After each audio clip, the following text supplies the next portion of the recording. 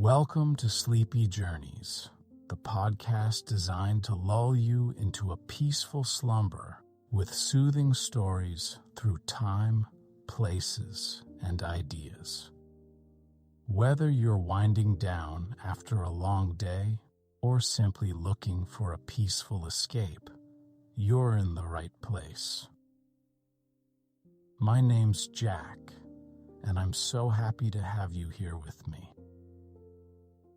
Each night on Sleepy Journeys, we set off together on gentle adventures designed to soothe your mind and ease you into rest. You'll find journeys through history, comforting fairy tales, myths and folklore, the wonders of science, fascinating inventions, inspiring famous figures, music history, and even calm explorations around the world. No matter where your curiosity takes you, there's a dreamy Sleepy Journeys show for you. Tonight, we're going to embark on a gentle journey through the discovery of Down Under. So get comfortable, take a deep breath, and let's begin. Far below the equator, where the oceans stretch into silent blues and stars glow with unfamiliar constellations, lies a land both ancient and mysterious. A land that once lived only in whispers and speculation on the edges of weathered maps, Terra Australis Incognita, the unknown southern land. This imagined place, painted in the dreams of cartographers and sailors, would one day be discovered not with a clash of conquest, but with the quiet arrival of cautious sails and wide, watchful eyes. Tonight, we float back into those hushed beginnings. The wind is gentle, the sea's calm. Our vessel, simple and small, sways softly as night deepens around us. The stars above are strangers, bold and brilliant in their unfamiliar patterns, guiding us across invisible lines and deep, open waters. There is no rush in our journey, no urgency in our discovery. Only the steady breath of the ocean and the wondering heart of those who dreamed of something waiting beyond. As we drift closer to the unknown, we'll listen to the soft rustle of old sails, the ones that brought Dutch explorers to quiet, sun-baked shores. We'll follow the slow trail of Captaincook along the eastern edges of a continent no one in Europe had truly seen. But we'll also pause, ever so gently, to acknowledge the timeless presence of those who had been here for tens of thousands of years, the first peoples, whose deep connection to the land shaped it long before it was drawn on foreign maps. This land is a place of golden plains and eucalyptus breezes, of dreaming stories whispered into twilight, and of quiet discoveries beneath the outback's open sky. With each passing moment, we slow ourselves to the rhythm of that land, vast, still, and softly resilient. Whether it's the patient walk of a naturalist sketching a kangaroo for the first time, or the silent awe of early settlers watching red earth bloom beneath rare desert rain, we'll take our time to notice, to rest, to feel the calm wonder of a place that waited gently for the world to find it. And now, as your breath slows and your eyes grow heavy, let the calm ocean rock you gently towards sleep. Let the warm winds of the southern seas guide us softly, and may the journey ahead be filled with peaceful awe and quiet discovery. Long before ships found their way to Australian shores, the idea of a great southern continent lived quietly in the imaginations of scholars, sailors, and philosophers. In softly lit halls of ancient libraries and among the candlelit desks of early mapmakers, there lingered a belief that balance must exist in the world, that if land dominated the northern hemisphere, then surely something vast and weighty must exist far below the equator. This imagined realm was known as Terra Australis Incognita, the unknown land of the South. It wasn't drawn from evidence, but from harmony, a kind of geographical poetry. The symmetry of the earth seemed to demand it. This belief wandered gently across centuries, passed from parchment to parchment, growing ever more intricate with time. Those early conceptions were not of deserts and gum trees, but of lush, fertile lands draped in mystery. Philosophers in classical antiquity, like Ptolemy, hinted at its possibility. He never saw it, nor did he sketch it in great detail, but his understanding of the world, round and balanced, made room for such a continent. Later, as the age of exploration cast its sails into the winds, the maps became more daring, coloring in the blanks with elegant guesswork and imagined shores. The Renaissance, with all its wonder and curiosity, gave rise to increasingly detailed, though entirely speculative, depictions of the southern land. These early maps offered visions of mountainous coasts and green interiors, edged by curling calligraphy and decorative compass roses. The maps whispered of discovery, even when none had yet occurred. It was not so much a place waiting to be found, but a dream waiting to be chased. In the quiet musings of Greek and Roman scholars, the earth was seen not only as a sphere, but as a composition of balance and proportion. The idea of a southern land wasn't outlandish to thinkers like Aristotle and Strabo, who believed in the logic of symmetry. If land existed above the equator, they reasoned, it must exist below as well, a counterweight to keep the globe in harmony. These ideas filtered softly through the centuries, held close by Islamic geographers and monastic scribes. By the time the 15th and 16th centuries dawned, and Europeans began charting the globe with increasing precision, these old beliefs were still lingering in the minds of explorers and kings alike. The unknown did not frighten them, it beckoned. They believed there was more to see, more to draw, more to name. The symmetry theory was not merely theoretical. It nudged sailors to go further, to peer past the edge of known waters. It gave financiers reason to back expeditions into misty horizons. It gave maps blank corners where possibilities could bloom.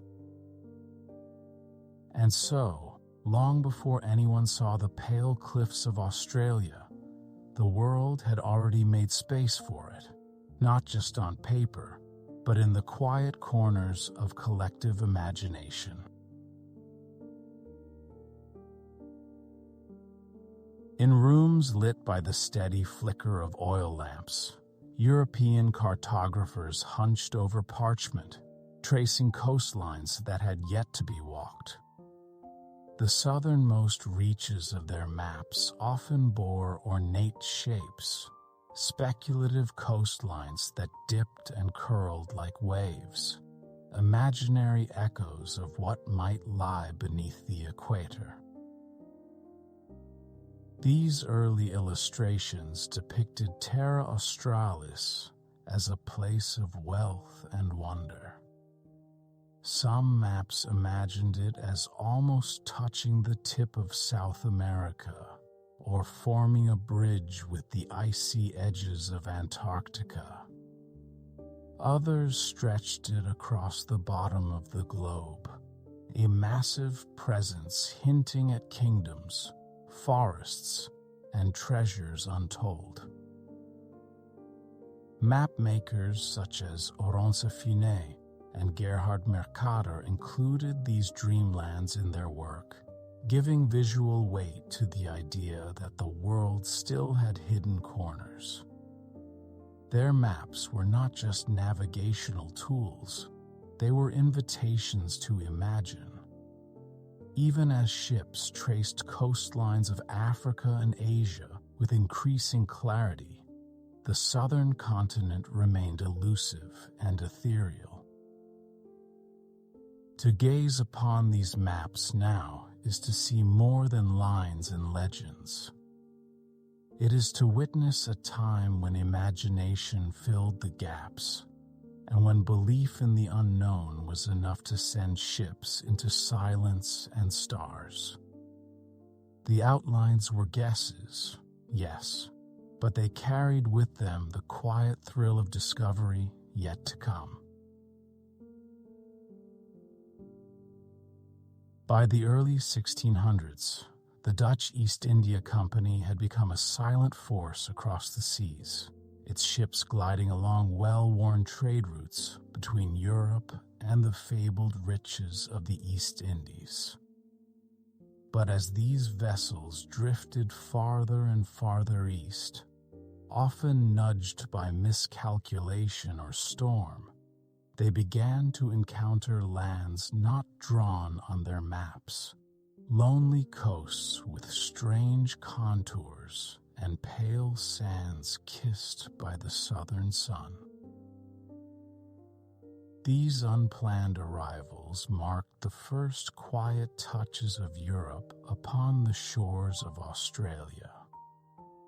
Unlike the ceremonial claims of later empires, the Dutch did not arrive with trumpets or declarations.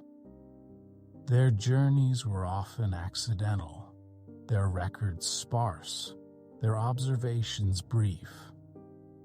Yet they were the first to chart fragments of a place that had lived only in imagination for so long.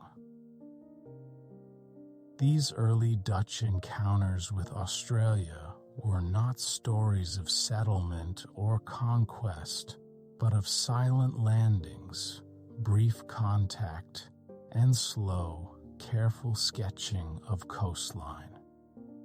It was a cautious acquaintance with a place of still heat and distant horizons, where the land gave little away and the winds carried only the faintest welcome.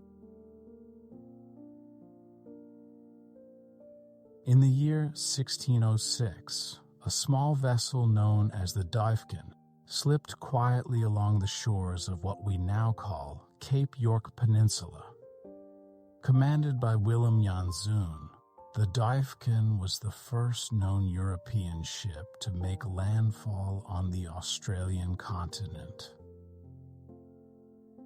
The voyage itself was not grand in its ambition. The Dutch had been expanding their knowledge of the eastern spice trade routes, and the journey into these unfamiliar waters was a matter of practical navigation. Yet, in the rhythm of gentle winds and shifting tides, the crew of the Duifken found themselves charting the coastline of a land they had not expected, a place of sandy shores and dark inland forests. There was no welcome, nor warning. The land simply was, quiet and unmoved. The crew made contact with some of the indigenous inhabitants, though these meetings were neither long nor peaceful. The journal entries from the voyage are few, but they record a certain unease, a sense that the landscape held secrets not easily offered to strangers. Yanzun charted the region with care, noting the contours of the shore and the low hills beyond. He did not call it Australia. He referred to it instead as part of New Guinea, unaware of the immense landmass stretching quietly beyond his view. And so, the first brushstroke of European contact was made. Not with fanfare, but with tentative steps upon warm sand, the Dolphin slipped away, its sails folding against the horizon, leaving the silence of the shore undisturbed. Nearly 4 decades later, in 1642, another Dutch vessel traced a new path across the southern oceans. This time, it was the expedition of Abel Tasman, a voyage that would softly etch another piece of the great puzzle into European maps. Tasman's journey took him far from the trade routes of Java, into colder seas brushed by windswept silence. He moved cautiously, his ships enduring long weeks of gentle drift and misted mornings. Then the coastline appeared, steep and rugged, with tall cliffs cloaked in cloud. He named the land Van Diemen's Land, in honor of Anthony van Diemen, the Governor-General of the Dutch East Indies. Tasman did not set foot on the mainland of what we now know as Australia, but his voyage encircled the southeastern corner, placing it softly into the geography of the known world. His maps were meticulous, capturing the arc of shoreline and coastal promontories with graceful penmanship. Though his expedition was brief, its impact was lasting. His charts allowed other sailors to approach the region with greater clarity. His observations of calm bays, strange flora, and distant smoke rising from hillsides were among the earliest European glimpses into a landscape shaped over millennia by the first peoples. Tasman's quiet legacy remains. The name he gave, Van Diemen's Land, would later become Tasmania, and the soft echo of his journey lingers in maps, place names, and in the silent memory of a continent that waited patiently, revealing itself one gentle curve at a time. As the 18th century unfolded with its quiet revolutions of thought and exploration, Great Britain turned its gaze toward the Pacific. The world's maps were slowly filling with coastlines and currents, but there still remained stretches of sea where imagination murmured more than certainty. Among these was the eastern edge of the great southern land, a place that still lingered like a whisper on the far side of the world. And so it was that, in 1768, a ship named Endeavour set sail under calm skies from Plymouth, its timbers creaking gently as it pushed toward the unknown. Aboard was Lieutenant James Cook, a man of deliberate observation and modest beginnings, chosen to chart a path not through conquest, but through stars, tides, and measured lines. His mission was both scientific and exploratory, to record the transit of Venus from the Pacific island of Tahiti and to seek out the as yet unseen eastern coast of the land known as New Holland. What followed would be one of the most meticulous and softly recorded unveilings of coastline in the age of sail. After crossing thousands of gentle miles beneath sails pulled tight against the wind, Endeavour approached a vast stretch of land that rose quietly from the sea. It was April 1770 when the ship sailed into a calm inlet fringed with sandy beaches and low cliffs, a place Cook would name Botany Bay, in honor of the remarkable collection of plant life his naturalists were soon to discover. The bay was quiet, edged by eucalyptus trees that stirred lightly in the breeze, their scent drifting over the deck like soft perfume. Cook and his crew noted the clarity of the water, the unfamiliar birdsong, and the presence of Aboriginal people watching from the shore, a distant and cautious presence. On land, the botanists Joseph Banks and Daniel Solander wandered slowly among the foliage, cataloging delicate ferns and flowers with reverent care. They knelt beside plants no European had seen, sketching and pressing them gently between the pages of their journals. Cook's logs reflected a tone of quiet curiosity. He was not an adventurer in search of empire, but a navigator, recording what he saw with patient precision. The bay held no riches, no fortresses, no welcoming harbors, but it held mystery, and that, in its stillness, was enough to make it significant. The name Botany Bay would echo through future chapters of Australia's story, but on that soft April morning, it was just a peaceful inlet, watched over by trees, birds, and the distant, steady eyes of its oldest inhabitants.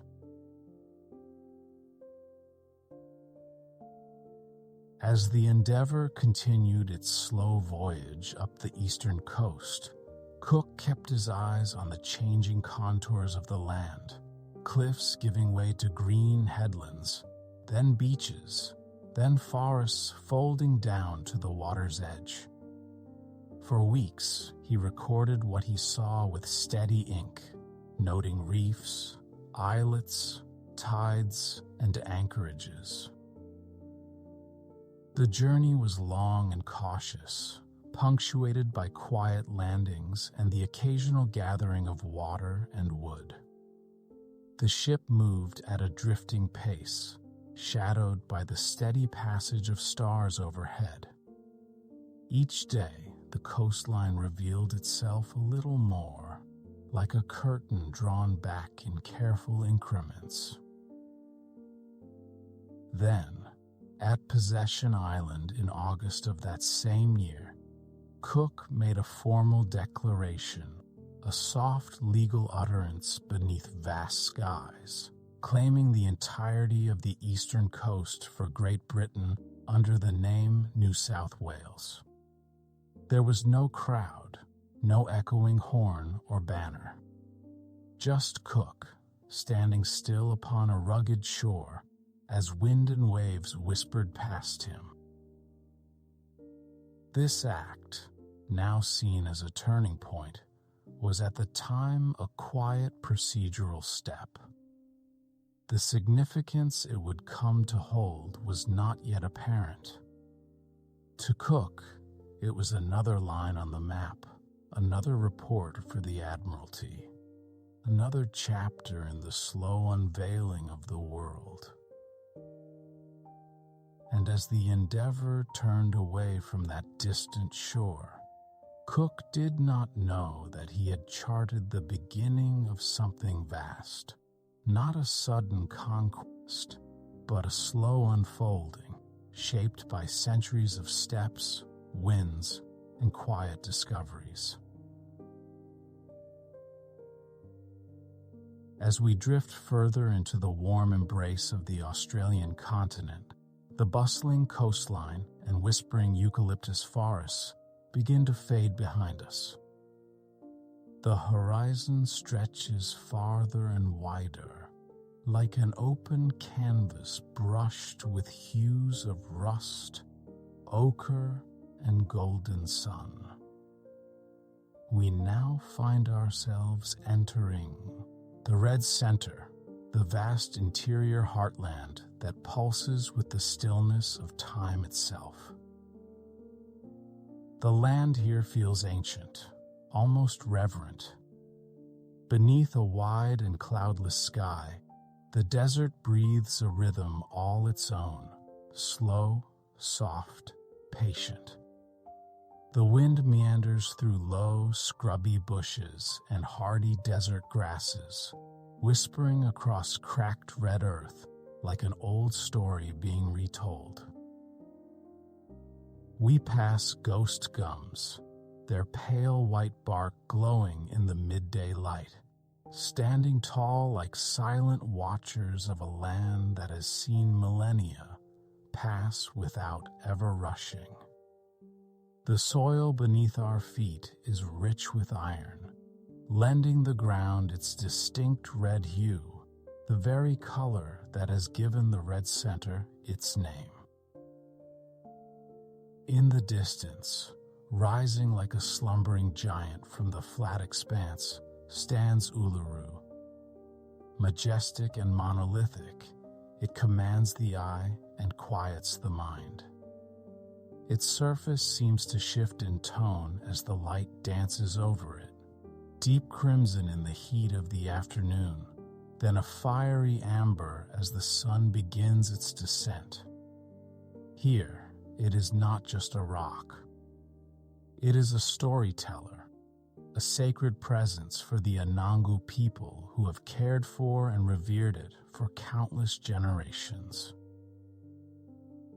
This vast, arid land holds stories in every stone, every wind-swept dune, every ripple of heat shimmering in the air. It teaches a different kind of beauty, one born of silence, endurance, and the slow unfolding of time. In the stillness, you may feel as though you're listening to the earth itself, humming softly with memories of a long and layered past. Even as the desert stretches endlessly, the presence of life is felt in quiet, surprising ways. A thorny devil lizard might scurry across the sand, its tiny clawed feet barely making a sound. A wedge-tailed eagle might soar high above, circling on invisible thermals. And tucked away beneath the spinifex grasses, small desert blooms push through the soil, bursts of pale pink and golden yellow that seem like tiny miracles in this dry world. The red center does not ask for haste. It invites presence. And as we continue our soft, meandering steps through this landscape, we become part of its rhythm, slow, gentle, and dreamlike. There's nothing to rush toward here, and nothing to chase.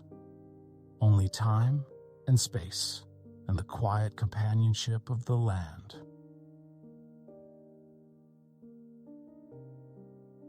The gentle stillness of the red center cradles us as we drift further into its expanse, tracing the faint echoes of those who once dared to cross its sweeping plains and parched valleys. In the early years of European settlement, much of Australia's vast interior remained cloaked in mystery, a blank space on colonial maps, whispered about in curiosity and awe. Long before the creak of wagon wheels or the footprints of explorers, intricate desert tracks had been laid by generations of Aboriginal Australians. These songlines, or dreaming tracks, wove the land together through story, memory, and sacred geography. Invisible to the untrained eye, they guided travelers across waterholes, through mountain passes, and between sacred sites, maps written in melody and spirit rather than ink. As European explorers ventured inland, they were often guided by indigenous Australians who shared their understanding of the land's rhythms and secrets. Some expeditions, however, ventured into the unknown without such guidance, driven by ambition, curiosity, or the hope of discovering fertile plains or mythical inland seas. The journeys were arduous, often marked by scorching heat, water scarcity, and isolation that pressed upon the soul like the desert sun. One such figure was Edward John Eyre, who embarked on a series of overland expeditions in the 1830s and 1840s. With limited knowledge of what lay ahead, Eyre and his party journeyed through arid country, facing drought and hardship. Their survival often depended on the land's rare and hidden gifts, a shaded waterhole here, a string of desert grapes there. Then came Charles Sturt, who in the 1840s led an expedition deep into Central Australia, dragging a heavy boat with him under the false hope that an inland sea might yet be found. The irony of this effort, hauling a vessel across one of the driest landscapes on Earth, remains one of the more poignant echoes of these early forays. Though the boat never touched water, the journey brought new knowledge of the interior and its unyielding nature. And there were others, men like John McDowell Stewart, who, with quiet determination and deep respect for the land's challenges, succeeded in crossing the continent from south to north. His path would eventually guide the route of the overland telegraph line, connecting distant settlements and bringing the hum of communication across the once silent center. Despite their hardship, these explorers often marveled at the grandeur of the land. They wrote of the ever-changing colors, the strange beauty of spinifex and sand, the vastness that stirred both fear and wonder.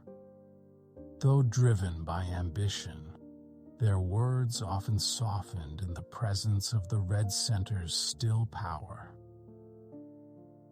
Today, their tracks have faded into dust, and the outback has reclaimed its quiet. But their stories remain, blending with the ancient songlines, forming a layered tapestry of memory and meaning. As we wander softly along these imagined trails, the past seems to rise around us, not loudly, but gently, like a breeze across red earth.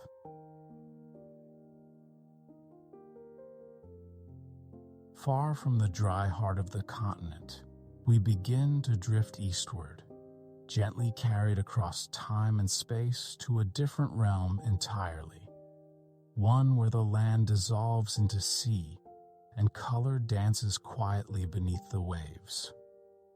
Here lies one of the Earth's most extraordinary wonders, the Great Barrier Reef, a delicate maze of coral stretching across the northeastern coastline of Australia, like a living mosaic in shades of blue, green, and sunlit gold. The transition is soft and gradual, like the fading of a dream. The dry rustle of desert grasses gives way to the hush of tide and the soft sigh of waves brushing the shore. Overhead, seabirds wheel lazily through the sky, their wings cutting graceful patterns against the vast dome of soft blue. Beneath us, the coral reef awaits, not with noise or fanfare, but with the serene presence of a world entirely its own. Submerged in these gentle tropical waters, we find a landscape alive with motion, and yet deeply still. Coral gardens ripple ever so slightly with the current, their delicate branches swaying like underwater forests touched by an invisible breeze. Tiny fish, brilliant in color, flit through crevices and tunnels, darting from light to shadow in graceful silence. Every shape here feels softened, every sound muted. It's a place where time seems to slow to the pace of the tide. The reef is more than a collection of coral and creatures. It is a breathing, growing ecosystem, one that has evolved over millennia, layer by gentle layer. Vast colonies of coral polyps, each no larger than a pinhead, build together to form towers and valleys, shelves and walls, all bathed in the filtered light of the tropical sun. They create spaces for life to flourish, for anemones to wave their tentacles in slow motion welcome, for sea turtles to glide past in stately silence, and for rays to drift like silk across the sandy floor.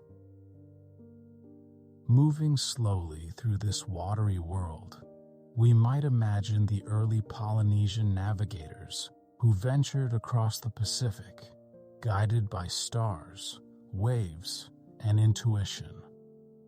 Or the first Aboriginal Australians who lived near these coasts, harvesting the sea's offerings with deep reverence for its balance. The reef has always been more than scenery. It is a presence, a guardian, a teacher. Even the light here moves differently, diffused and softened by the water above. It dapples across scales and sand alike, turning every moment into something shimmering and dreamlike. And as we move deeper into this blue sanctuary, we feel its gentle embrace, not cold, but hushed, like a lullaby hummed by the sea itself. We do not speak here. There is no need. The reef speaks in quiet hues and motions, in the bloom of coral fans, the silent path of a seahorse, the whisper of the current against an ancient clam shell. It invites us not to explore, but to drift, to listen, and to simply be. As we gently rise from the tranquil depths of the reef, the warm air greets us once more, thick with salt, softened by sun, and wrapped in the steady hush of the sea. We find ourselves along the northeastern coast of Australia, where the rhythm of life moves to the pulse of the tides and the gentle sway of tropical breezes. The coastal towns and villages nestled along this stretch of Queensland are not hurried places. Their streets are shaded by palm trees and frangipani, their verandas open to the sound of waves and the scent of the sea. Here, Time seems to take its cues from the natural world, from the way morning light filters through the mist above the mangroves, or how the ocean breeze rustles the sugarcane fields in the late afternoon. Along the shoreline, the sand is soft and pale, almost powder-like beneath bare feet. It holds the warmth of the day even as the sun begins to dip low, casting long shadows across the beach. Children laugh in the distance, their voices carried lazily on the breeze, while further out, a solitary fishing boat bobs gently on the calm water, its silhouette barely shifting against the glowing horizon. The sea here is not just scenery, it is a quiet partner in daily life. It offers fish and shellfish, and the comfort of cooling waves during the heat of the day. Its moods are watched and respected, from the calm lull of summer mornings to the seasonal arrival of tropical rains that fall like a soft curtain, washing over roofs and gardens in rhythmic patter. In the early hours, when the world is still yawning into wakefulness, the beach becomes a place of stillness and clarity. The air is cooler, and the ocean is often glassy, a vast, unmoving mirror reflecting the faint blush of dawn. Local walkers pass by with a nod, some barefoot, some carrying their shoes, all seemingly attuned to the quiet that hangs in the morning light. Inland, just a little beyond the coast, rainforest-clad hills rise into misty green slopes. These tropical forests hum with life, soft insect chatter, the distant call of a kookaburra, the rustle of fruit bats stirring in the canopy. The blend of sea and forest creates a unique harmony, a landscape both vibrant and slow-moving, full of life yet never urgent. And within this gentle world, people live in step with nature. Meals are often enjoyed outdoors, shaded by palm fronds and cooled by the breeze. Days are shaped not by clocks, but by light and warmth and tide. Evenings come slowly, with pink skies fading to lavender, and the soft chorus of frogs and nightbirds filling the quiet. This is coastal Australia at its most peaceful, not a destination, but a mood, a state of quiet presence, a place where the sea sings, the palms whisper, and the days roll softly by like waves upon the sand. As the soft hush of waves fades behind us, we are gently drawn inward toward the soul of a continent, toward a world not bound by time, but layered with meaning and memory. Here, in the stillness between earth and sky, lies the dreaming, or chukurpa, as it is known in many Aboriginal languages, the spiritual heartbeat of Indigenous Australia. The dreaming is not a myth or a moment in the past. It is a presence, a truth that exists alongside the everyday. It shapes the land, the animals, the people, and the laws that guide them. It is the ongoing creation of all things, a living story where ancestors still move through rivers, walk across ridges, and whisper through the branches of ancient trees. Imagine now the quiet of early dawn, a land touched by the first golden light. You are sitting near a small fire beside an elder, their voice low and melodic, sharing stories passed down through unbroken lines stretching back thousands upon thousands of years. These are not just tales, they are instructions, maps, codes of behavior, and sacred truths. They are the dreaming, spoken into being with each breath. Through the dreaming, every rock, every stream, every mountain has a story. A kangaroo-shaped boulder isn't merely a rock.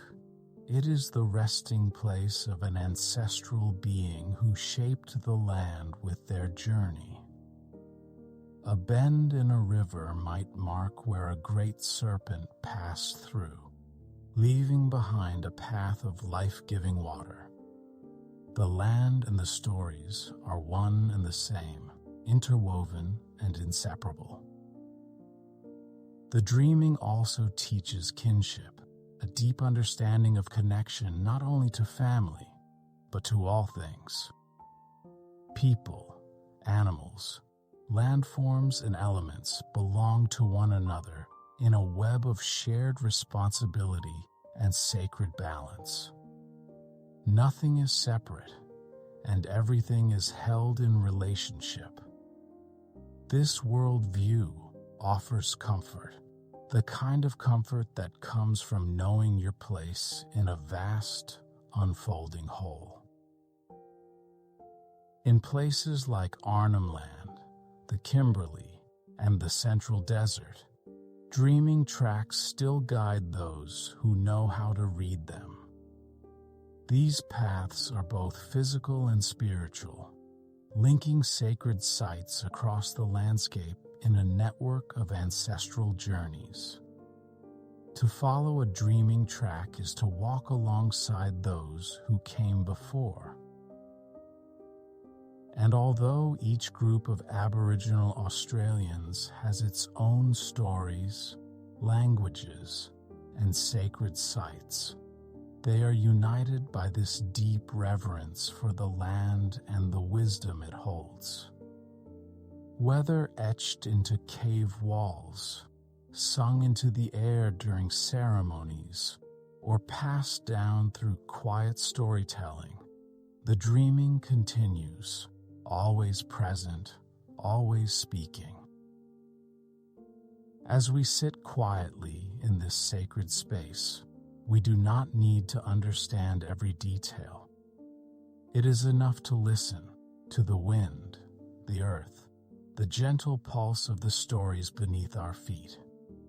The dreaming is patient. It waits, it watches, and it welcomes those who come with humility and stillness. With the soft teachings of the dreaming still lingering in our minds, we now journey gently across the land, not to conquer or collect, but to listen, to witness, and to honor. All across Australia, the land is dotted with sacred sites, each one a living chapter in the great story of the continent. These places are not marked by signs or monuments, but by presence, a deep, quiet presence that asks only for reverence. Some of these sites are well known, such as Uluru and Katachuta in the Central Desert, massive formations that rise from the earth like sleeping ancestors. Others are more hidden, a small grove of trees where a spirit is said to dwell, a bend in a river where ceremonies have taken place for generations, or a particular stone that bears the imprint of an ancestral resting place. Each one holds its own meaning, and each is cared for by traditional custodians, those entrusted with the knowledge and responsibility of protection. This custodianship is not a title or a role given lightly. It is an ancient bond, passed from one generation to the next through ceremony, language, and careful listening. To be a custodian is to carry stories, to tend the land, to teach and protect, not just for one's own community, but for the balance of all things. It is a responsibility rooted in humility and deep connection. We might find ourselves walking softly alongside a shaded waterhole, the surface still and clear. Here, we learn that this is not just a source of refreshment, but the dwelling place of a rainbow serpent, a powerful ancestral spirit who shaped the rivers and the hills. The water itself feels different, as if holding memory in its depths. We feel it in the air, a stillness that asks us to slow, to lower our voices, to notice. Further north, perhaps we are led gently toward a sandstone escarpment in Arnhem Land, where rock art stretches across the walls like a quiet archive of story and ceremony. Painted in ochres of red, yellow, and white, these images show ancestral beings, animals, hunting scenes, and patterns of great meaning. Some of these paintings are over 20,000 years old, yet they feel fresh, as if the stories within them are still being whispered. And in the Kimberley region, carved petroglyphs speak through deep time, symbols and figures etched into stone with a care and patience that speaks of generations watching, learning, remembering. These are not simply artworks. They are invitations to see through another lens, to understand that every mark has a purpose, every site a presence. Today, many of these sacred sites remain protected through indigenous-led efforts, supported by elders, land councils, and younger generations stepping into their custodial roles. Despite centuries of challenge and change, the spiritual threads of connection endure, resilient, grounded, alive. As we rest here for a while, letting the stories settle gently in our minds, we come to understand that the land is not a backdrop. It is a participant. It holds and offers, teaches and remembers. And in return, it asks only to be cared for with respect and love, just as it has always been. As our journey through the many landscapes of Australia draws to a close, we find ourselves surrounded by the hush of twilight. The warmth of the day lingers gently in the air, while the sky above fades into shades of soft rose, deepening lilac, and finally the calming blue of night. We have wandered far, but slowly, each step and scene unfolding like the pages of a quiet dream. From the first glimmer of discovery along the windswept coasts, where ships once arrived with cautious curiosity, to the serene depths of the Great Barrier Reef, alive with shimmering life, we've moved through time and place like a soft breeze carried by memory. We felt the ancient hush of the red center, its ochre heart beating with patience and resilience, and listened to the sacred silence of the dreaming, where every stone, tree, and ripple of water speaks of spirit and story. The land of Australia, vast and varied, does not rush. It teaches us to pause, to notice, to listen. Even now, as the world around us grows dim and quiet, we carry with us the textures of this gentle journey.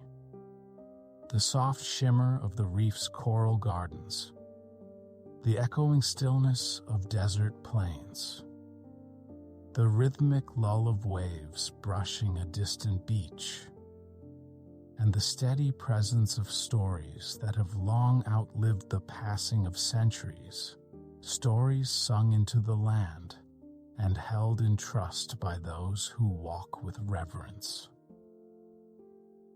Perhaps as you rest now, you feel a little closer to stillness yourself. Your breath slower, your thoughts softer. Let the images of this peaceful land drift through your mind like clouds across a summer sky, each one light, unhurried, and calm. There's no need to hold on to anything. Let it all drift. Let the stories settle like fine dust on desert stone or like morning mist across coastal mangroves. And as sleep begins to gather gently around you, remember that journeys never truly end. They rest with us, quietly, waiting to be visited again, waiting for the next soft step, the next quiet breath, the next moment of wonder. So rest now. Let the land cradle you in its patient arms. Let the stories hum softly through the quiet of your dreams. You are safe. You are held. And the journey will be here whenever you wish to return.